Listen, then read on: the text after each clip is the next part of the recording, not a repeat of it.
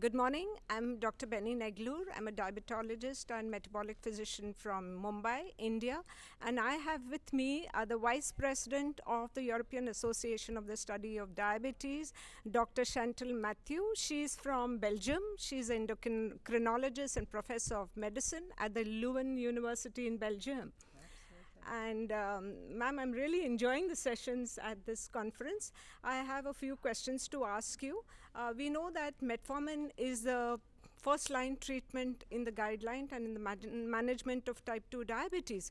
But now its position is being threatened with the newer drugs, the SGLT2 inhibitors. And why it is happening is that these cardiologists are using the drug and they say the efficacy of the MACE reduction is much decreased when metformin is simultaneously used with the SGLT2, probably because they share the same mechanism of action through the AMP kinase pathway, although the SGLT2 have a certain pathway as well. And this is reducing the efficacy. So we are all in a mix-up now. What are your thoughts on this, ma'am? Thank you very much for this question, because it needs to be clarified. Let me first of all tell you, there's no competition between metformin and any other glucose-lowering agent. I invite you all to go to Diabetologia, where you will find the publication of our consensus, ADA-ESD Consensus 2022, on the management of hyperglycemia in people with type 2 diabetes. What is central there is that we now say and state, on the basis of the evidence, that we need to have independent attention to direct cardiorenal protective effects of agents, to glucose management, and to weight management. And all of them are equally important. And so when it comes to glucose management, we acknowledge that healthy lifestyle behaviors, intensive education, structured education of people with type 2 diabetes, and metformin are important for glucose management. What we do state is that if you have heart failure, if you have chronic kidney disease, if you have atherosclerotic disease or a high risk of ASCVD, that then you should also have an SGLT2 inhibitor or a GLP-1 receptor agonist on board with proven cardiorenal benefits. But so in most patients, as you will agree, we will need more than just an SGLT2 inhibitor or a GLP-1 receptor agonist to keep glucose under control for the rest of the life of the people living with type 2 diabetes. So in many patients, you will need the combination of an SGLT2 inhibitor, a GLP-1 receptor agonist, metformin. Metformin is still a very potent, cheap, affordable glucose-lowering therapy.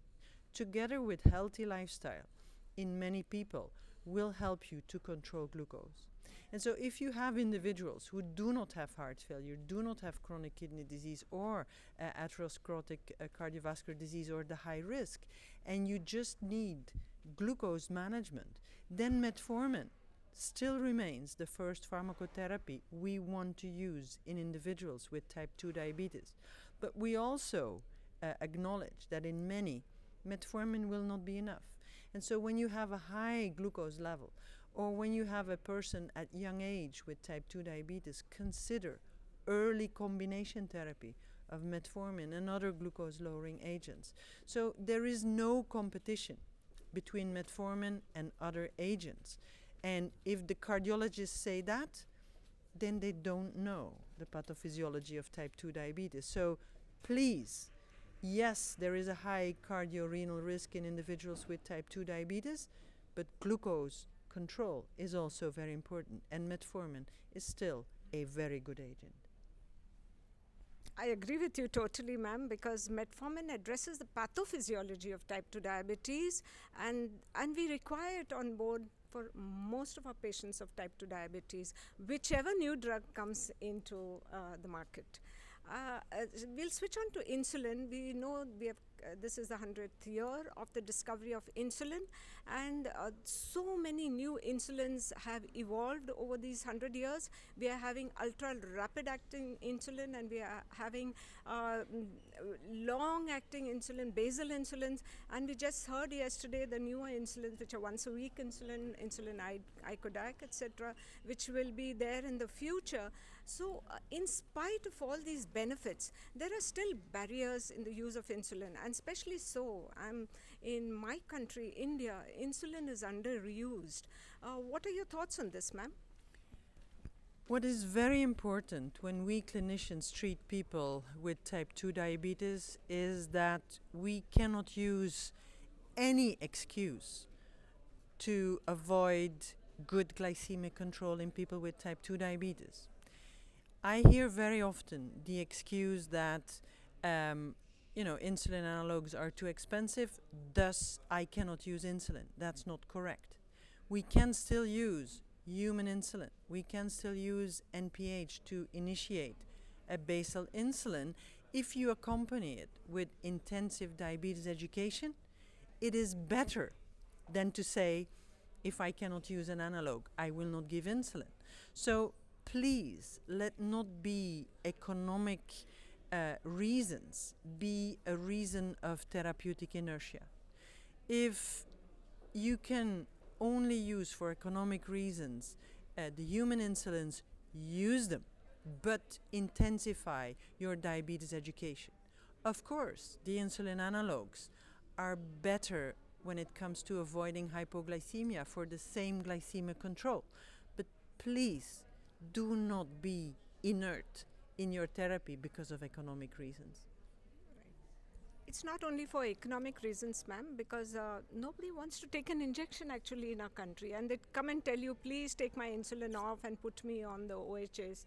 But it is hard. If they require an insulin, they require it. So it takes a lot of time to motivate them, and we have a lot of barriers yet. I'm sure you all are doing better in your country, but it's hard in our country. So we go to the last question, ma'am. So much is spoken on remission of diabetes and reversal of diabetes, but we are getting re-reversal, we are getting exacerbation, and then we have to use the drug again to revert them back into remission. Today, I heard a very beautiful lecture on post-bariatric surgery and how many years it takes for them to get back to type 2 diabetes, and it's pretty fast. Depends on the first 2 years of their life. So we want to achieve remission in our patients. How do we go about that? Can I just first of all say that we do not have a cure for type 2 diabetes at this moment.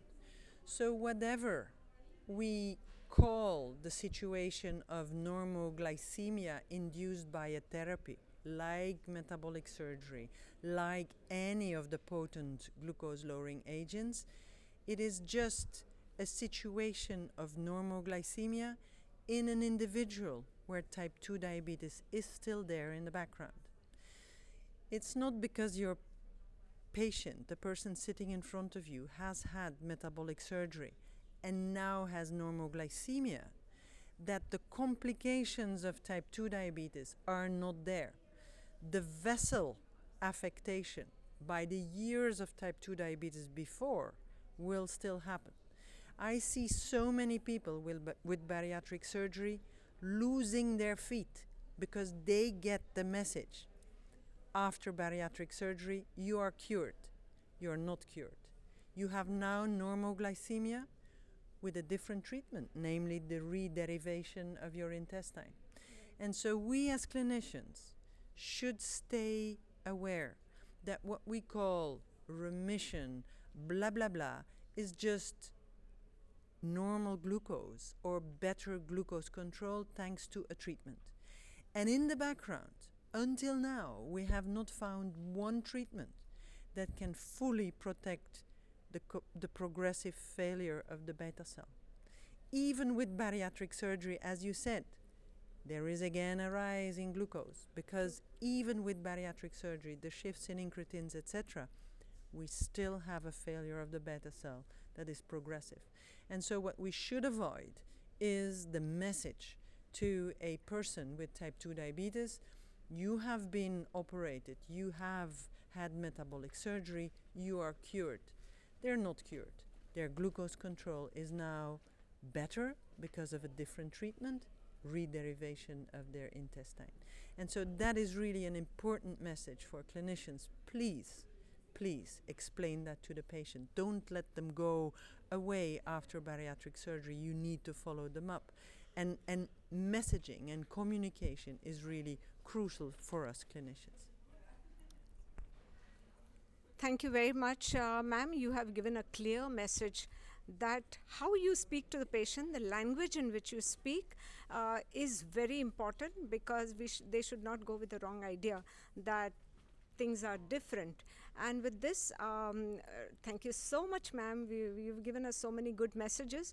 One last message. What is the message you want to give to all the healthcare practitioners that are listening to this in one sentence?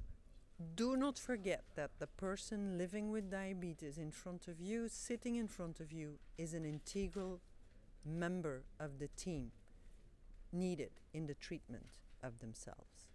Well said, ma'am. Thank you so much. Thank you so much. Thank you. Thank you. Bye-bye. Yeah, bye-bye.